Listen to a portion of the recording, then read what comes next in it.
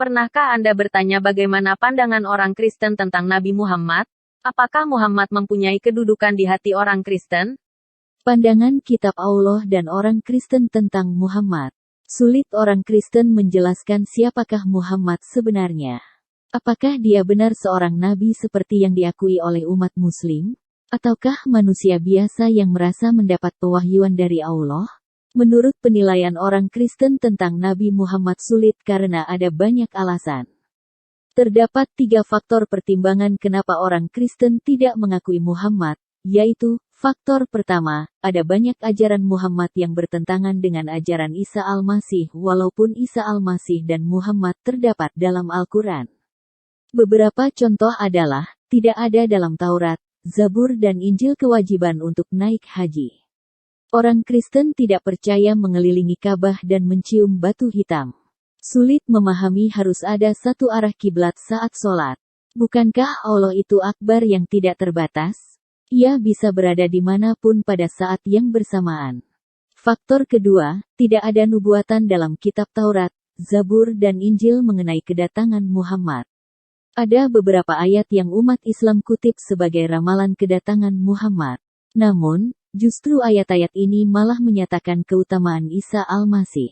Beberapa contoh adalah, dalam kitab Taurat Musa, seorang nabi akan kubangkitkan bagi mereka dari antara saudara mereka, seperti engkau ini, aku akan menaruh firman-Ku dalam mulutnya, dan ia akan mengatakan kepada mereka segala yang kuperintahkan kepadanya. Taurat, Ulangan 18. Kata, dari antara saudara mereka, berarti berasal dari bangsa Yahudi. Khususnya umat Yahudi percaya berasal dari keturunan Daud, suku Yehuda.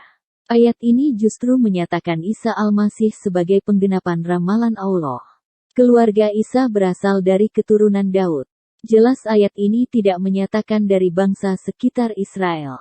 Jadi, Muhammad yang berasal dari luar Israel, suku Quraisy, tidak mungkin menjadi penggenapan ramalan ini. Injil mengkonfirmasi bahwa arti ramalan ini menyatakan mengenai Isa. Tuhan mendatangkan waktu kelegaan, dan mengutus Yesus Isa Al-Masih, seperti yang difirmankan Allah dengan perantaraan nabi-nabinya yang kudus di zaman dahulu. Bukankah telah dikatakan Musa, Tuhan Allah akan membangkitkan bagimu seorang nabi dari antara saudara-saudaramu, sama seperti aku, dengarkanlah dia Isa Al-Masih, dalam segala sesuatu yang akan dikatakannya kepadamu. Injil, Kisah Para Rasul. Dalam kitab Injil, aku akan minta kepada Bapa Allah, dan ia akan memberikan kepadamu seorang penolong yang lain, supaya ia menyertai kamu selama-lamanya, yaitu Roh Kebenaran. Beberapa umat Islam percaya, penolong yang lain, adalah Muhammad. Namun, hal ini jelas salah. Dalam ayat ini saja jelas menyatakan penolong itu adalah Roh Allah, Roh Kebenaran. Jadi, bukan mengacu pada manusia. Ayat lain dalam Injil menguraikan hal ini dengan sangat jelas, tetapi penghibur, yaitu Roh Kudus, yang akan diutus oleh Bapa Allah, dalam namaku, Isa Al-Masih, dialah yang akan mengajarkan segala sesuatu kepadamu dan akan mengingatkan kamu akan semua yang telah kukatakan kepadamu. Ayat ini mengkonfirmasi penghibur adalah Roh Allah. Ayat ini juga menegaskan Roh Allah berasal dari Allah dan datang dalam nama Isa. Tentunya umat Islam tidak percaya Muhammad datang dalam nama Isa, bukan? Taurat, Zabur, dan Injil merupakan sumber ajaran orang Kristen. Jika Alkitab memuat tentang Muhammad, tentulah orang Kristen dapat menerimanya sebagai nabi. Tetapi, tidak ada satupun nubuatan dalam Taurat, Zabur, dan Injil mengenainya. Faktor ketiga, orang Kristen sulit memahami mengapa perlu ada sholawat Nabi. Al-Quran dan Hadits menyarankan umat melakukan sholawat Nabi. Sesungguhnya Allah dan malaikat-malaikatnya bersalawat untuk Nabi. Hai orang-orang yang beriman, bersalawatlah kamu untuk Nabi. Ada penjelasan ayat ini dalam catatan kaki Al-Quran nomor 1230, Dep. Agama 1978, menyatakan, bersalawat jika dari umat Islam mukmin artinya berdoa supaya kepada Nabi Muhammad diberi rahmat. Umat Islam wajib memohonkan rahmat Allah bagi Muhammad. Karena perintah ini disertai ancaman bagi yang tidak melakukannya. Barang siapa yang aku disebutkan di sisinya lalu ia tidak mengucapkan solawat kepadaku, maka ia akan disimpangkan dari jalan surga. Hari Tabrani. Orang di luar Islam memiliki banyak pertanyaan mengenai hal ini. Mengapa Muhammad sebagai manusia mendapat perlakuan lebih dari nabi lainnya? Mengapakah mukmin perlu mendoakannya? Dan mengapa ada ancaman bagi yang jika tidak melakukannya? Khususnya umat Kristen tidak mengerti hal ini. Ajaran kitab Allah menyatakan malah justru Isa yang mendoakan umatnya. Jikalau saudara jatuh ke dalam dosa, ada orang yang akan membela solawat saudara di hadapan Bapa Allah. Namanya ialah Yesus Kristus Isa Al-Masih, dialah yang menanggung hukuman Allah karena dosa kita, dan membawa kita kepada persekutuan dengan Allah. Dia sendirilah pengampunan bagi dosa kita, dan bukan hanya dosa kita, melainkan juga dosa seluruh dunia. Solawat Nabi menyatakan Muhammad membutuhkan rahmat Allah. Memang Muhammad sendiri menyatakan semua manusia membutuhkan rahmatnya. Tidak ada seorang pun yang dimasukkan surga oleh amalnya. Dikatakan, tidak juga Tuan, wahai Rasulullah, beliau menjawab, tidak juga aku, kecuali bila Rabbmu melimpahkan rahmat padaku. Sahih Muslim 5038.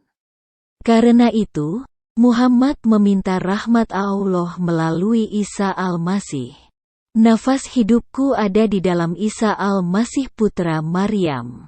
Mutiara Hadis 2002 Jilid 3 nomor 152, dan hadis lainnya. Wahai Tuhan, ampunilah saya, kasihanilah dan hubungkan saya dengan teman yang maha tinggi seperti Isa Al-Masih. Sahih Bukhari 1573. Semua hal ini meneguhkan bahwa semua manusia termasuk Muhammad memerlukan rahmat Allah.